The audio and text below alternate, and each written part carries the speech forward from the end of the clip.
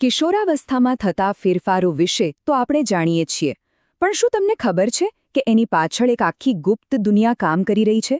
આજે આપણે એ જ અદૃશ્ય કેમિકલ મેસેન્જર્સ એટલે કે હોર્મોન્સની દુનિયામાં ડોક્યું કરવાના છીએ, જે ખરેખર તો આપણા શરીરના અસલી સંચાલક છે.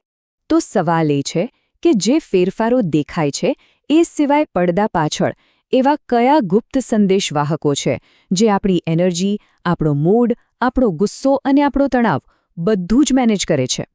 ચાલો આજે શરીરના આ સિક્રેટ કંટ્રોલ રૂમની અંદર જઈને આ રહસ્યને ઉકેલીએ. આ સફરમાં આપણે સૌથી પહેલાં શરીરના માસ્ટર કંટ્રોલરને મળીશું. પછી આપણે એનર્જી, શુગર અને તણાવને સંભાળતા અલગ-અલગ વિભાગોની મુલાકાત લઈશું. અને છેલ્લે આપણે જોઈશું કે આ આખી સિસ્ટમ એક ટીમ તરીકે કેવી રીતે સુમેળમાં કામ કરે છે. તો ચાલો આ વાર્તાના મુખ્ય પાત્રથી શરૂઆત કરીએ. આ છે પિટ્યુટરી ગ્રંથિ, જે આખા હોર્મોનલ શોની ડાયરેક્ટર છે. પિટ્યુટરી ગ્રંથિ ભલે વટાણાના દાણા જેટલી નાની હોય, પણ એનું કામ કોઈ મોટા બોસથી ઓછું નથી.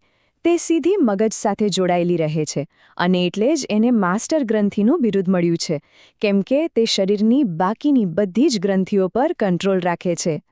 આની કામ કરવાની રીત એકદમ વ્યવસ્થિત છે. સૌથી પહેલાં મગજમાંથી પિટ્યુટરી ગ્રંથિને એક સિગ્નલ મળે છે. બસ એ સિગ્નલ મળતાં જ તે પોતાના ખાસ હોર્મોન્સ લોહીમાં છોડે છે. આ હોર્મોન્સ આખા શરીરમાં ફરીને બીજી ગ્રંથિઓ સુધી પહોંચે છે અને તેમને કહે છે, ચાલો કામે લાગી જાઓ. ચાલો હવે આપણે આપણા પહેલા એક્સપર્ટ ડિપાર્ટમેન્ટને મળીએ, થાઇરોઇડ ગ્રંથિ. આ ગ્રંથિ શરીરની બેટરી જેવી છે, જે આપણી એનર્જી અને વિકાસનું ધ્યાન રાખે છે. આ વાતને સમજવા માટે એક ઉદાહરણ લઈએ. કદાચ ક્યારેક જોવામાં આવ્યું હશે કે કોઈ વ્યક્તિનું ગળું અસામાન્ય રીતે ફૂલી ગયું હોય. આવું કેમ થતું હશે? વેલ, એનો જવાબ આપણને થાઇરોઇડ ગ્રંથિ પાસેથી મળશે. આપણા ગળામાં આવેલી આ પતંગિયા આકારની થાઇરોઇડ ગ્રંથિ થાઇરોક્સિન નામનો હોર્મોન બનાવે છે.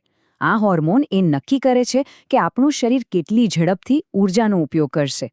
એટલું જ નહીં, શરીરના વિકાસ અને તાપમાનને કંટ્રોલ કરવામાં પણ તેનો મોટો હાથ છે. તો હવે પેલા ઉદાહરણ પર પાછા આવીએ.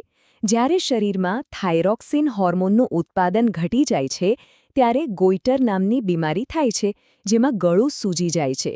આ બતાવે છે કે હોર્મોન્સનું સંતુલન કેટલું જરૂરી છે. હવે વારો છે શરીરના શુગર મેનેજરનો, એટલે કે સ્વાદુપિંડ. આનું મુખ્ય કામ એ જોવાનું છે કે લોહીમાં શુગરનું લેવલ બરાબર કંટ્રોલમાં રહે. ડાયાબિટીઝ, આ શબ્દો તો આપણે બધાએ ક્યાંક ને ક્યાંક સાંભળ્યો જ છે.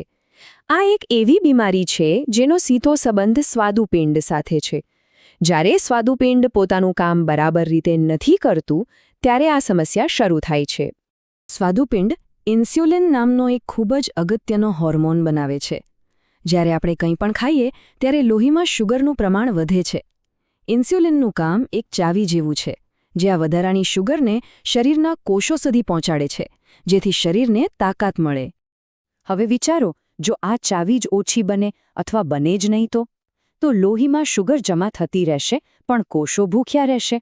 બસ આ જ સ્થિતિને ડાયાબિટીઝ કહેવામાં આવે છે. હવે વાત કરીએ શરીરના ઇમર્જન્સી રિસ્પોન્સ યુનિટની, એટલે કે એડ્રિનલ ગ્રંથિની. જ્યારે પણ કોઈ તણાવ, ડર કે ખતરાની પરિસ્થિતિ આવે, ત્યારે આ ગ્રંથિ તરત જ એક્શનમાં આવી જાય છે. એડ્રિનલ ગ્રંથિ એડ્રેનાલિન નામનો હોર્મોન બનાવે છે. આ એ જ હોર્મોન છે જે ગુસ્સો, ડર કે ભારે ઉત્તેજનાના સમયે શરીરમાં એકાએક ઊર્જા ભરી દે છે. એટલે જ તો એને ઇમર્જન્સી હોર્મોન પણ કહેવાય છે. આને ફાઇટ ઓર ફ્લાઇટ રિસ્પોન્સ કહેવાય છે. કલ્પના કરો કે અચાનક સામે કોઈ ખતરો આવી જાય. એ જ સેકન્ડે એડ્રેનાલિન હૃદયના ધબકારા અને શ્વાસની ગતિ વધારી દે છે અને સ્નાયુઓને વધુ લોહી પહોંચાડે છે, જેથી કાં તો આપણે એ પરિસ્થિતિનો સામનો કરી શકીએ અથવા ત્યાંથી ઝડપથી ભાગી શકીએ. અત્યાર સુધી આપણે અલગ-અલગ ગ્રંથિઓ અને તેમના કામ વિશે જાણ્યું. પણ હવે સવાલ એ છે કે આ બધા ખેલાડીઓ એક ટીમ બનીને એકબીજા સાથે તાલમેલ કેવી રીતે જાળવે છે? અને અહીંયા જ આખી વાતનો સાર છે. થાઇરોઇડ હોય કે એડ્રિનલ, આ બધી ગ્રંથિઓ પોતાની મરજીથી કામ નથી કરતી. તે બધી જ આપણી માસ્ટર ગ્રંથિ એટલે કે પિટ્યુટરી ગ્રંથિના ઓર્ડરની રાહ જુએ છે. આ એક સંપૂર્ણપણે જોડાયેલો નેટવર્ક છે. તો ચાલો ફટાફટ એક રીકેપ કરી લઈએ. થાઇરોક્સિન શરીરની એનર્જી સંભાળે છે, ઇન્સ્યુલિન શુગરને કાબૂમાં રાખે છે અને એડ્રેનાલિન તણાવનો સામનો કરવામાં મદદ કરે છે. અને હા, એ ન ભૂલવું જોઈએ કે આપણી માસ્ટર ગ્રંથિ ગ્રોથ હોર્મોન પણ બનાવે છે, જે શરીરના સામાન્ય વિકાસ માટે એકદમ જરૂરી છે. તો છે ને કમાલની વાત, આપણને ખબર પણ નથી હોતી અને આપણી અંદર એક આખું કેમિકલ ઓર્કેસ્ટ્રા સતત ચાલતું રહે છે, જ્યાં દરેક હોર્મોન પોતાનું કામ બખૂબી નિભાવી રહ્યું છે. આપણા શરીરની આ અદ્ભુત સિસ્ટમ વિશે જાણીને ખરેખર નવાઈ લાગે છે. ખરું ને?